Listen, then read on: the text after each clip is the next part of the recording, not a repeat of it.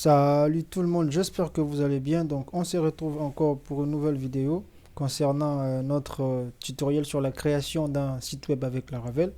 Donc, aujourd'hui, d'abord, je vais faire un petit rappel sur ce qu'on a fait dernièrement. Donc, dernièrement, nous avons appris comment initialiser Git dans un projet. Nous avons appris comment faire des commits. Nous avons également appris comment switcher vers des branches. Donc aujourd'hui, nous allons essayer de mettre notre projet sur GitHub. Voilà. Donc avant de pouvoir mettre notre projet sur GitHub, donc il faut déjà avoir un compte. Donc moi j'ai déjà un compte GitHub. Voilà. Donc il y a aussi Bitbucket. Sauf que Bitbucket, bon Bitbucket il est aussi bien. Bon, la différence entre GitHub et Bitbucket, c'est que avec GitHub, nos repositories, nos projets seront publics. Ouais, donc si vous voulez que vos projets soient privés, il faudrait souscrire à un abonnement. Je sais pas, je me rappelle à l'époque c'était 7 dollars par mois. Mais tandis qu'avec Bitbucket, c'est gratuit. Tous les projets que vous mettrez seront privés et voilà, c'est gratuit. Mais si vous avez 5 membres en collaboration, là, si vous avez plus de 5 membres en collaboration, là, il faudrait payer. Donc, mais nous allons utiliser Bitbucket parce que, pardon, GitHub, parce que nos projets sont publics, ce sont des projets open source, hein, c'est pour apprendre, donc nous allons utiliser GitHub. Mais si vous voulez que je fasse aussi une vidéo comment créer voilà, des repositories, uploader plutôt de projets, créer des repositories sur Bitbucket, vous pouvez laisser un commentaire, je pourrais les faire. Mais nous allons nous concentrer ici, nous allons d'abord nous concentrer sur GitHub. Donc, avant de pouvoir uploader un projet sur GitHub, il faut générer une clé SSH. Donc, je vais venir dans Settings ici et puis dans SSH and Key. Donc, moi, j'ai déjà une clé. Bon, cette clé ici, c'est une... Parce que moi, j'utilise plusieurs machines. Donc, c'est une clé qui est initialisée pour une autre machine. Donc, si vous changez de machine, donc chaque machine doit avoir sa propre clé SSH. Donc, nous allons générer une nouvelle clé SSH pour cette machine que nous sommes en train d'utiliser. Donc, pour vous, vous n'aurez pas de clé SSH. Vous allez juste générer une clé SSH, c'est tout. Parce que moi, je vais encore le refaire parce que j'utilise plusieurs machines. Voyez. Donc, vu que vous, c'est la première fois, vous n'aurez pas de clé SSH. Donc, nous allons le générer. Donc, avant de pouvoir le générer, il faut apprendre comment le faire. Donc, nous allons venir ici. Check out our grid to generate SSH keys. Donc, nous allons cliquer sur le lien. Ensuite, generating a new SSH key and adding it to SSH agent. Donc, on va cliquer.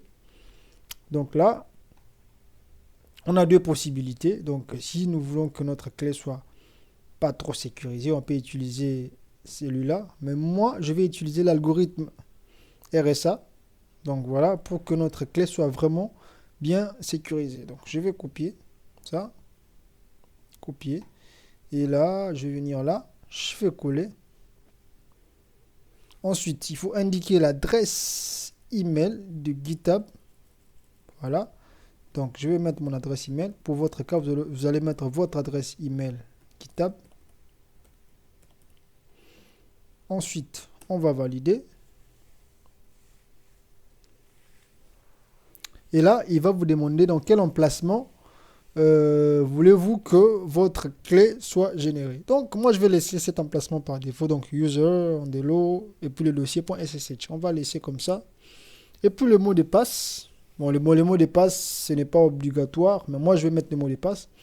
Bon, moi, de préférence, je mets toujours le mot de passe, le même mot de passe que j'ai dans mon compte GitHub.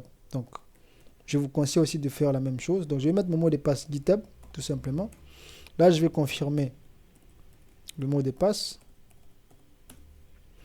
C'est bon, ma clé a été générée. Donc, on va aller vérifier.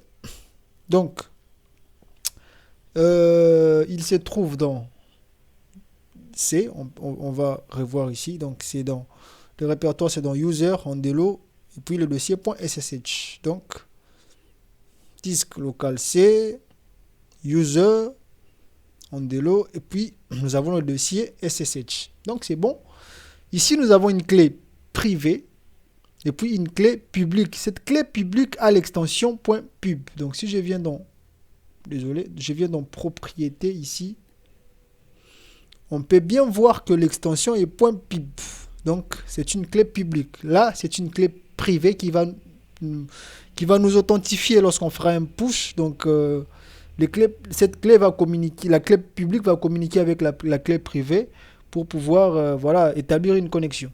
Donc, je vais ouvrir ma clé publique avec un éditeur de texte, bloc-notes par exemple. Ouais. Et là, je vais copier tout ça. Donc, et puis revenir dans GitHub. Ensuite, je vais revenir vers mon compte ici. Vous voyez?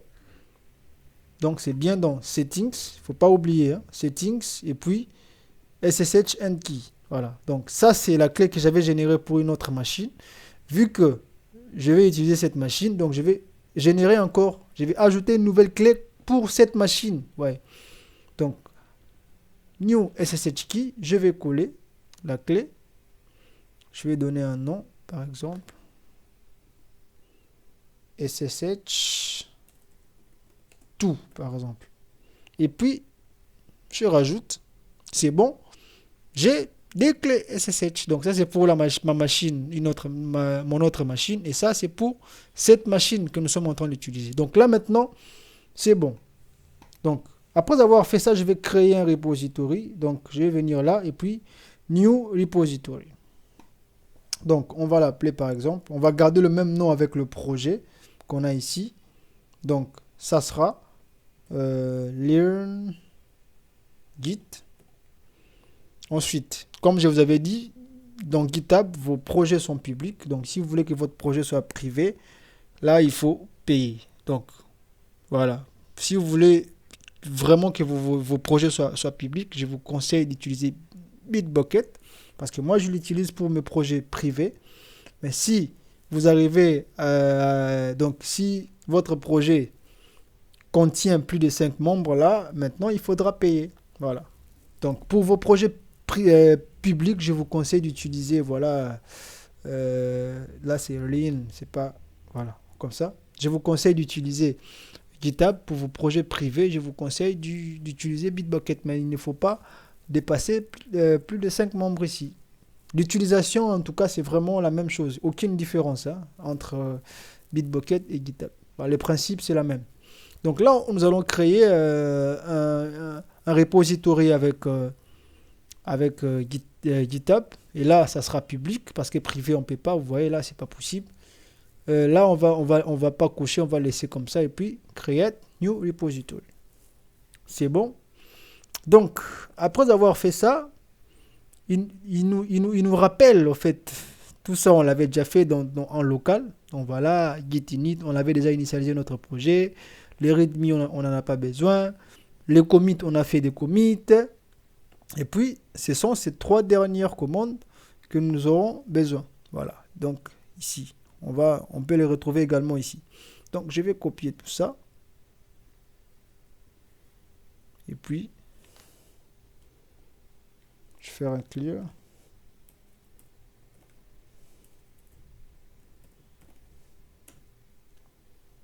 Là, c'est bon. Qu'est-ce qu'il me dit? Git origin existe. Donc, je sais pas, il me dit il existe déjà. Peut-être que j'ai... Bon, dans votre cas, vous n'aurez pas ces messages d'erreur. Voilà. Moi, je sais pas pourquoi je l'ai. Ah oui, moi je l'ai parce que j'avais tenté de faire un git add. Parce qu'avant de faire le tutoriel, j'avais fait quelques tests. Mais pour votre cas, vous n'aurez pas ces messages. Hein. En tout cas, vous n'aurez pas ces messages. Moi, je l'ai parce que j'avais tenté de le faire. Donc, il a déjà enregistré. Voilà. Donc, je peux passer à cette deuxième commande. Je vais copier. Et là, je vais coller. Sauf que là, la branche, ça sera pas main, ça sera master. Parce que si vous vous rappelez bien, si on fait git branch, vous voyez, notre branche, c'est master, ce n'est pas main. Vous voyez? Donc, on va répondre, donc, M, et puis là, indiquer la branche, ça sera master. On valide. Ensuite, on va copier cette dernière commande. Et là, ça sera également master. On valide. Normalement, tout devrait marcher. Là, il nous demande, êtes-vous sûr de pouvoir continuer? Oui, nous voulons établir une connexion. Ensuite, il nous demande le mot de passe qu'on avait mis. Si vous vous rappelez bien, je vous avais dit, de préférence, mettre les mêmes mots de passe que votre compte GitHub. Donc, je vais mettre mon mot de passe. Voilà. Donc, normalement, tout est bon.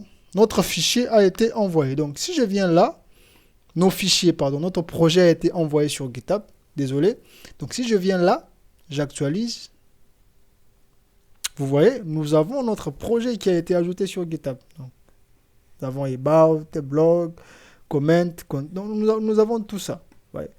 Maintenant, vu que la connexion a été établie, si on essaye, par exemple, de rajouter un nouveau fichier, par exemple, new file, newfile.html, je vais mettre un lorem également, j'enregistre, donc je fais git statut, voilà, il va me dire que non, il y a un nouveau fichier qui a été ajouté, donc on va faire git add-a, comme ça, pour ajouter, et ensuite on va faire un commit, donc git commit-m, et là, nous allons indiquer mettre notre commit. Donc, moi, je vais mettre vraiment des commits qui n'ont pas de sens. Mais, comme je vous dis, il faut choisir des commits qui ont vraiment des sens. Hein, voilà. New file added, par exemple. Voilà. Je valide. Si j'ai fait un git statut, vous voyez, c'est bon, tout est parfait. Mais là, on est en local. Les modifications qu'on vient d'apporter ici n'est pas, hein, on l'a pas ici. Vu que on a déjà fait git branch, git origin master, tout ça, donc pour envoyer les nouveaux fichiers, il nous suffira, au lieu de refaire encore tout ce qu'on avait fait, tous ces machins, on ne le fera plus. Donc il nous suffira juste de faire, parce qu'on a déjà la clé SSH qui a été générée. On a déjà une connexion entre GitHub et cette machine. Donc là maintenant, il nous suffira juste pour ces projets de faire git push. C'est bon, c'est fini. C'est la seule commande qu'on fera. Donc là, si je fais git push, ces fichiers sera uploadé ici. Sera uploadé dans notre repository sur GitHub. Si je fais git push, je valide. Je pense qu'il va me demander également les mots de passe. Je ne sais pas, mais on va voir. Voilà, il me demande les mots de passe. Oui, je vais mettre les mots de passe qu'on avait mis, donc les mots de passe de GitHub. C'est bon. Il a envoyé mon fichier sur le cloud. Si j'actualise, vous verrez, new file sera présent. Ouais. Donc, new file est présent. Donc, tout est vraiment bien. C'est ce que j'aime avec GitHub et tout. Donc, ce que nous allons essayer de faire maintenant, nous allons revenir sur notre... Bon, ici, on a fini. On a fini avec notre projet ici. Je peux déjà le fermer. Ce que nous allons essayer de faire, nous allons revenir... Je vais tout fermer. Nous allons revenir sur notre projet Laravel. Voilà. Pour le mettre sur GitHub. Voilà.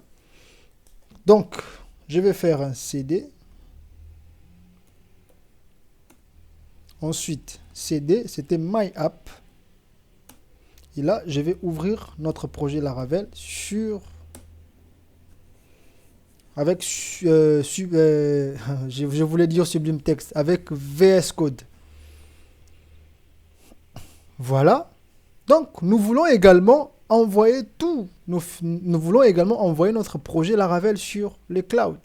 Voilà. Donc, pour faire ça, ça sera très simple maintenant, vous allez voir.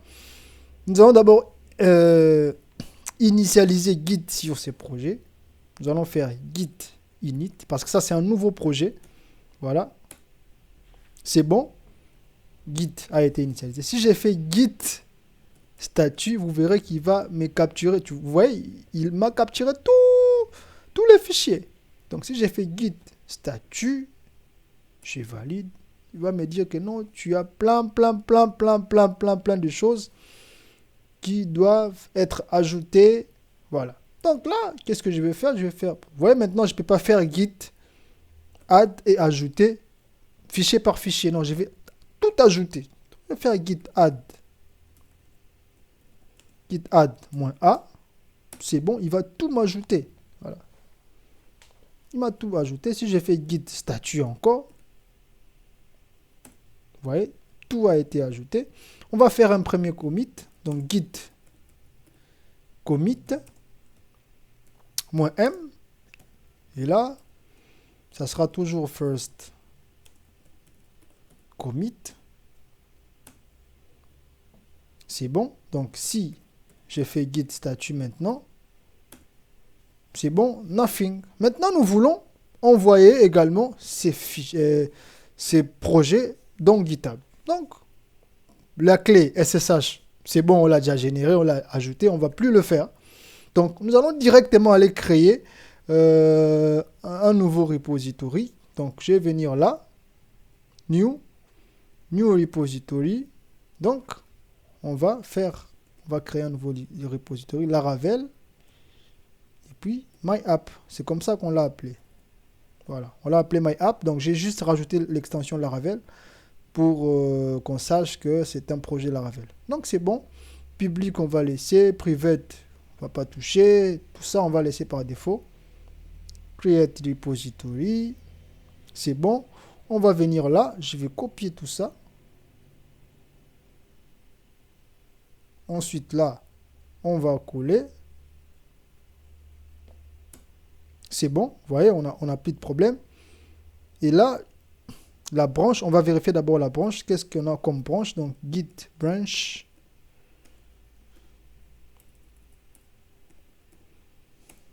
C'est toujours master. Donc, nous allons revenir là. Nous allons copier ça également. Et là, ça sera master. Et là, nous allons copier la dernière commande. Et là, ça sera master également. On valide. Il va nous demander le mot de passe. Il est en train d'établir une connexion. C'est bon, il nous demande le mot de passe. On met le mot de passe. Donc, le mot de passe GitHub. On a gardé le même mot de passe. C'est bon, il est en train d'envoyer tout le projet. C'est bon.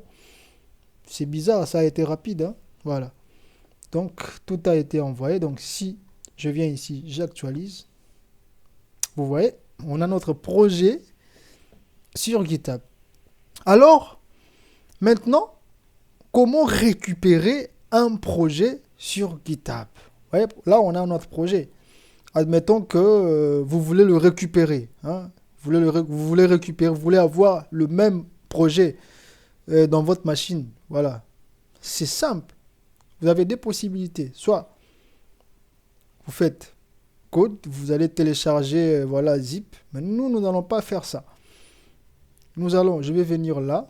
Je vais revenir ici dans PowerShell. Je vais revenir dans les dossiers Laravel Project. Et là, je vais faire un ls. Nous avons des projets ici. Nous avons LearnGit et puis nous avons MyApp. Nous allons créer un autre projet. Donc, mkdir qu'on va appeler MyApp clone. Vous voyez? Donc, c'est bon.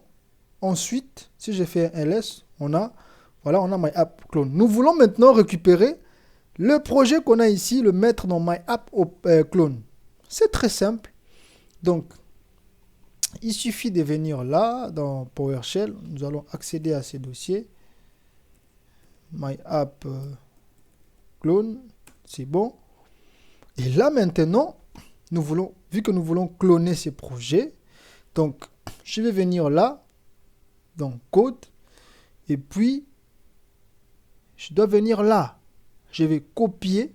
Ouais, il faut copier. Ça. Donc, c'est pas HTTP, c'est SSH. Ouais, vous venez dans SSH et puis copier. Ouais. Une fois copié, vous revenez ici pour cloner le projet. Donc, nous allons faire git clone. Je colle. Si je valide, il va cloner le projet. Il va tout récupérer. Il est en train de... Voilà. Il nous demande également les mots de passe. Donc, nous allons mettre les mots de passe git.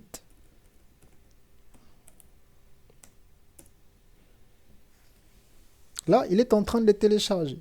C'est bon. Il a cloné le projet.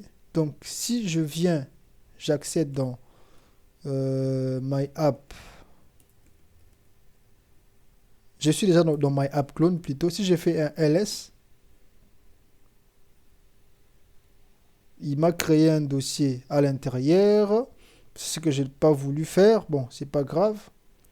Bon, vous voyez, il m'a cloné en fait. Il m'a créé il me l'a créé dans un dossier. Ouais. Bon. Moi, j'ai pas voulu qu'il me crée parce que là, si on revient ici, dans disque local C, on revient dans Laravel Project, vous voyez, il m'a créé un autre dossier à l'intérieur et puis, vous voyez, il y a tout le contenu. Bon, moi, j'avais pas voulu qu'il me fasse ça, mais c'est pas grave. Donc, au moins, il nous a, voilà, il nous a créé, il nous a cloné le projet. Donc, ce qu'on peut faire, je vais revenir là. Je vais revenir là. Je vais supprimer. Je vais supprimer my app clone. Voilà. Je reviens sur invite des commandes. Je fais un CD. Donc là, je suis dans Laravel Project maintenant. On va refaire. Donc, voilà. Et puis, je valide. Comme ça, il va me les cloner directement dans le dossier Laravel Project. Voilà. Donc, je vais mettre les mots de passe. Je valide.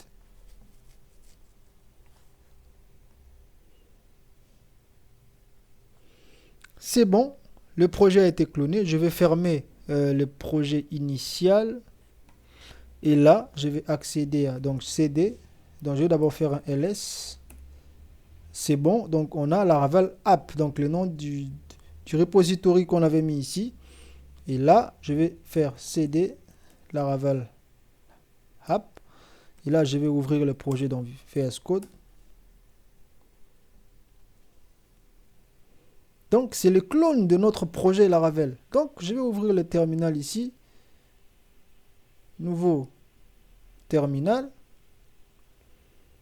Donc, je vais faire, on va essayer de faire PHP Artisan Serve. Mais normalement, avant de faire PHP Artisan Serve, il faut, bon, vu que ici, moi, je suis dans la même machine, je peux directement faire PHP Artisan Serve. Mais normalement, si c'est une nouvelle machine, il faut d'abord faire Composer Update. Si c'était dans une autre machine. Ouais. Mais vu que je suis dans une même machine, donc c'est bon. Je peux faire PHP Artisan Serve directement. PHP Artisan Serve. Bon, là, il me dit, vous voyez, il y a un problème. Notre change file, il me dit qu'il y a vraiment un problème. Donc, voilà pourquoi on doit toujours faire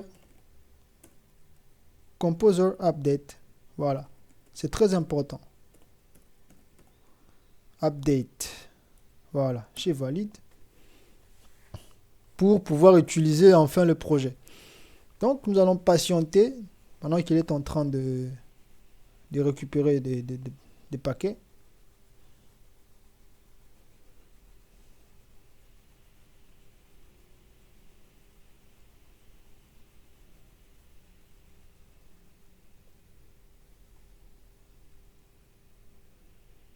Donc même dans une même machine, il faut toujours faire composer update. Donc là, je pense que je me suis trompé. Voilà. Donc, pendant qu'il est en train de télécharger, je vais mettre la vidéo en pause et on se retrouve à la fin, voilà, de l'installation des dépendances. Là, c'est bon, il a fini d'installer les dépendances. Donc, maintenant, on peut faire PHP artisan serve. Voilà, donc ça marche sans problème. Je peux exécuter ce nouveau clone. Euh, j'ai toujours un message d'erreur. Je ne sais pas pourquoi. Je vais fermer et puis refaire.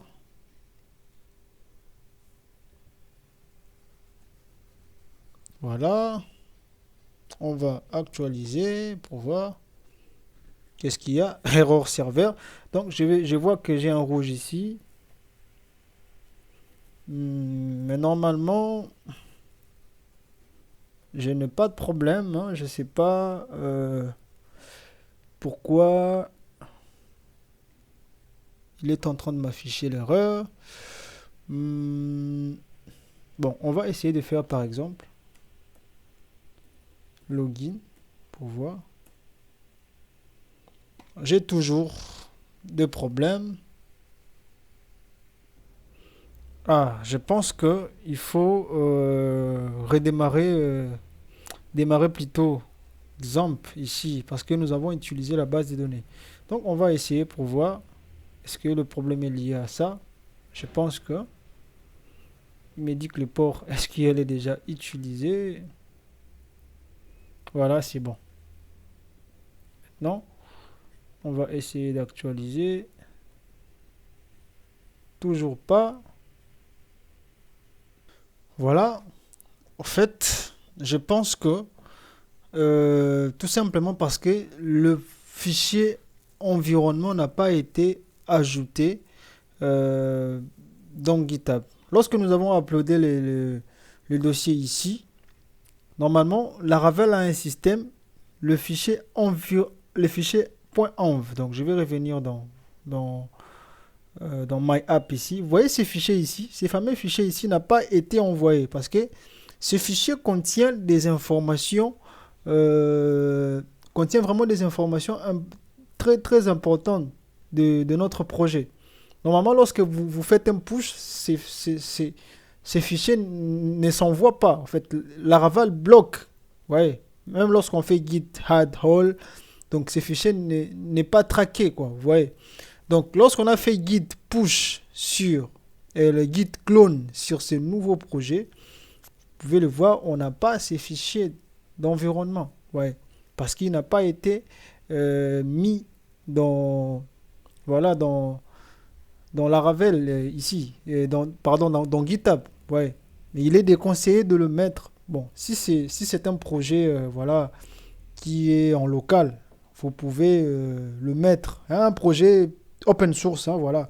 Vous pouvez mettre votre voilà, vous pouvez mettre votre variable d'environnement. Mais si c'est un projet vraiment privé, c'est déconseillé parce que tout le monde pourra voir les informations de votre serveur de base de données, par exemple, serveur de messagerie. Donc, si le projet ne fonctionne pas parce qu'il n'y a pas tout simplement la variable d'environnement. Donc, ce que nous allons essayer de faire, donc, nous allons le rajouter manuellement pour ne pas perdre du temps. Nous allons le rajouter manuellement. Donc, ce que je vais essayer de faire ici, donc, add file, upload file. Bien. Je vais faire create file ici. Rapidement. Ça sera .env comme ça. Et puis, c'est bon. Ah non, non. Désolé, désolé. Je dois copier. Donc, je vais revenir ici dans My App. Là. Et puis, ouvrir avec un éditeur de texte. bloc-notes par exemple. Puis je vais copier tout ça. Vous voyez ici par exemple, on a des informations. Ça, c'est les informations concernant notre serveur. C'est déconseillé de partager le fichier, voilà, de partager voilà, nos fichiers d'environnement. C'est vraiment déconseillé de le faire. Bon, nous allons le faire quand même, vu que c'est... Nous allons le faire quand même, vu que c'est un projet open source, donc il n'y a pas de problème. Donc je vais copier tout ça. Mais pour des projets en production, c'est déconseillé de le faire, hein. Pour des projets qui sont vraiment en production, c'est déconseillé de le faire. Donc là, je peux enregistrer commit and change. C'est bon. Donc là maintenant, on a voilà notre fameux fichier. Donc si je reviens ici, on va faire la même chose. Copier et puis revenir dans notre projet qui est là. On va faire add new file. Puis on va tout simplement coller, enregistrer. Et là, normalement, si j'actualise, tout devrait marcher. Ça marche. Donc ça ne fonctionnait pas parce qu'il n'y avait pas la variable d'environnement. Voilà, les fichiers qui contiennent nos variables d'environnement plutôt, désolé. Donc là maintenant, vous avez vu, on a fait un clone. Et puis, tout fonctionne, hein, tout fonctionne très bien. Donc tout fonctionne à la perfection. Donc je pense qu'on va s'arrêter là. Donc là, moi j'ai voulu juste vous, vous faire découvrir Git. Bon, ceux qui connaissent déjà Git, c'est bien. Ceux qui ne le connaissent pas, donc voilà, c'est une occasion pour que vous puissiez l'apprendre. Bon, moi je vous ai appris vraiment la base, l'essentiel. Bon, il y a beaucoup de choses, hein, il y a beaucoup de choses. Vous pouvez aller dans la documentation ici et puis voir si vous voulez vraiment vous perfectionner. Vous pouvez, vous pouvez aller dans la documentation, donc tout est là, vous pouvez lire. C'est ce que moi je fais à chaque fois. Moi, quand il y a une technologie, quand il y a une nouvelle technologie par exemple que je ne connais pas, donc je me rends dans la page, dans la page dans la page officielle de ces technologies. Je lis la documentation, même si je ne vais pas pratiquer, mais je vais quand même lire la documentation. Et si cette technologie m'intéresse vraiment, je vais m'appliquer. Voilà. Donc c'est comme ça que je fais. Donc ceux qui ne connaissent pas Git, ils peuvent aller sur... voilà, donc je mettrai les liens dans la description. Ils peuvent aller pour apprendre des choses. Donc en tout cas, je vous dis merci et on se retrouve à la prochaine pour de nouvelles aventures. Voilà, merci.